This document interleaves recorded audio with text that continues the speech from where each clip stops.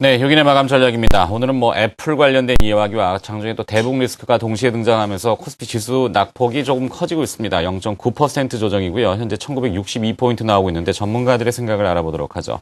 3인씩 나눠서 마감 전략 화면으로 보시고요. 그 다음에 전화 연결 들어갑니다. 자, 먼저 화면 보시도록 하겠습니다. 네, 박동기 전문가는 1970포인트의 지지선을 설정해 놨습니다. 근데 지지선이 좀 오늘 종가를 봐야 되겠습니다만 현재 62포인트 나오고 있고요. 변동성 장세가 계속 이어지고 있어서 좀 지켜봐야 되겠다. 관망 전략을 마감 전략으로 보내왔습니다. 윤종빈 전문가는 수급과 북한의 핵 문제, 이것이 악재로 대두가 되고 있어서 역시 관망 전략입니다. 좀 자세한 전략은 잠시 후 전화 연결해 보도록 합니다. 우원명 전문가는 금융을 중기적으로 보고 낙폭과대주인 정유와 화학을 단기적으로 보는 투트랙 전략, 이렇게 마감 전략을 보내오셨군요. 자, SK증권 프렌즈클럽 윤종빈 센터장을 연결합니다. 안녕하십니까? 네, 안녕하십니까? 네, 애플과 대북 리스크 두 가지인 것 같은데 어떻게 보십니까? 네, 맞습니다. 그런데 그 이전에 지금 시장의 수급이 워낙 좀 꼬여있는 그런 상황에 놓여져 있죠. 한 달 내내 외국인의 그 주식 매도세가 계속 좀 이어지고 있는 그런 상황이기 때문에 시장에서의 어떤 이제 매매에 대한 시장에 대한 자신감이 많이 결여되어 있는 그런 상황입니다. 이런 가운데 오늘은 두 가지의 악재가 발생이 되어버렸다는 거죠. 애플의 실적 악화, 그리고 또 다른 한 가지는 북한의 핵 위협. 이 두 가지 위협이 또 다가오는 그 상황이기 때문에 시장은 더욱더 좀 긴장을 할 수밖에 없는 그 상황이고, 그렇기 때문에 지수가 오늘도 장중 내내 흘러내리는 그런 상황으로 이어지고 있다는 점입니다. 하지만은 좀 대외적인 그런 흐름상에서 놓고 보면은 중국의 HSBC 제조업 PMI가 상당히 좋게 이렇게 발표가 됐고, 미국에서의 경기 회복세도 계속 이어지고 있는 그런 상황에 있기 때문에 해외 증시의 견고한 상승 흐름은 계속 이어지고 있다는 거죠.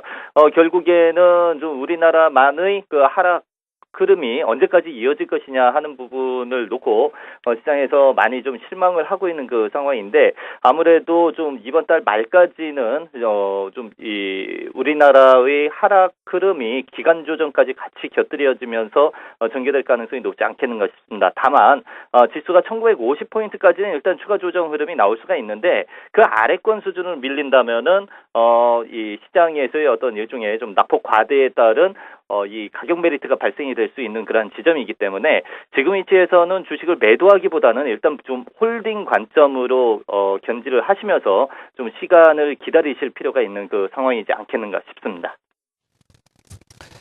네, SK증권 프렌즈클럽 윤종빈 센터장의 마감 전략 들어봤습니다. 고맙습니다. 네, 나머지 3인의 또 마감 전략도 보시도록 하겠습니다. 김춘석 전문가는 중국 모멘텀을 기대해본다. 오늘 중국의 제조업 지표가 좀 양호하게 나오긴 했는데요. 화학과 조선 이런 쪽으로 관심을 두는 관심 전략이 오히려 마감 전략으로 보내오셨군요. 자세한 내용은 좀 이따 전화 연결합니다. 이현상 전문가는 중국 소비 관련주 역시 계속 보고 계시고요. 락앤락, 하나투어, 코스맥스와 베이직하우스 이렇게 종목을 또 구체적으로 보내왔습니다. 김무신 전문가는 수급 모멘텀 강조를 계속하고 있죠. 코스피는 SK텔레콤, 현대모비스, S51, 포스코와 OCI 이렇게 보내주셨고요. 코스닥은 덕산하이메탈, CJ, ENM, 파라다이스, J컨텐츠라고 보내오셨군요. 자, SK증권 영업부 PIB 센터 김춘석 부장 연결해서 시장 마감 전략도 들어봅니다. 안녕하십니까? 안녕하십니까? 네, 오늘 오전에 중국 제조업 지표가 호조를 보였는데도 불구하고 시장은 다른 재료에 반응하면서 약세 나타내고 있습니다. 좀 중국 지표가 좀 돌파가 될 수 있을 거라고 보십니까? 일단 결론적으로 말씀드리면 일단 중국 지표가 돌파가 될 수 있을 걸로 보고 있습니다. 지금 맹국께서 말씀하신 것처럼 HSBC PMI 지수 발표가 됐는데 전달 50.9였고요. 예비치가 51.5였는데 결과가 51.9로 나왔습니다. 그래서 소폭 개선이 됐다고 봐야 될 것 같고요. 그런적으로 중국 매크로 환경 자체가 개선되고 있다는 것도 긍정적인 분위기로 봐야 될 것 같습니다.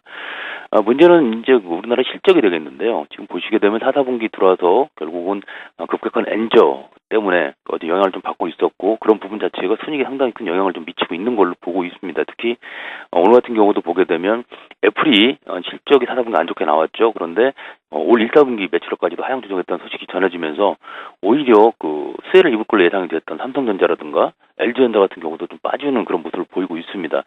그래서 가장 큰 이유가 자체가 애플이 안 좋아서 우리가 그 이익을 보는 부분보다는 오히려 그 글로벌 스마트 기기 시장 자체가 이제 성장성을 넘어서서 성숙 단계로 들어가다 보니까 어떤 추가적인 수요가 많지 않을 수도 있다는 우려감이 작용한 걸로 보이고 있고요.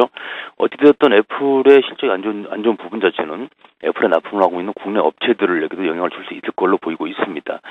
하지만 이제 중요한 부분 자체는 지금 현재 오늘도 포함해서 지금 1월 말 정도까지는 계속해서 실적 시즌이다 보니까 4사분기 실적에 대해서 영향을 좀 받을 걸로 보이고 있는데요. 중요한 건 이제 4사분기 실적보다도 올 1사분기 얼마만큼 좋아질 것이냐는 걸 생각을 해봐야 될 것 같습니다.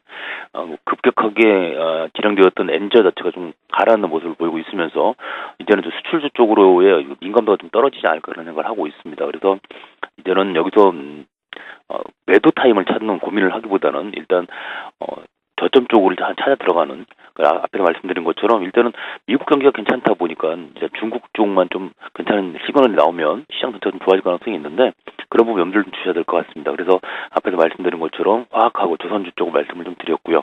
어찌됐든 지금 그 실체가 있는지도 좀 불분명한 그리고 정말 매물이 출회되고 있는지도 불분명한 뱅가드 악재에다가 여러 가지 것들이 겹쳐서 시장이 좀 빠지고 있는데 중요한 건 각각 그 개별 종목의 실적을 좀 따져보시는 게 좋을 것 같습니다. 그리고 앞에서 말씀드린 것처럼 1사분기 전망까지 좀 따져보신다면은 굳이 종목 찾는 데 크게 어려움은 없지 않을까 생각을 합니다.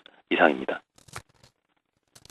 네, 6인의 마감 전략 마무리는 SK증권 영업부 PIB 센터 김춘석 부장이 전해주셨습니다. 고맙습니다.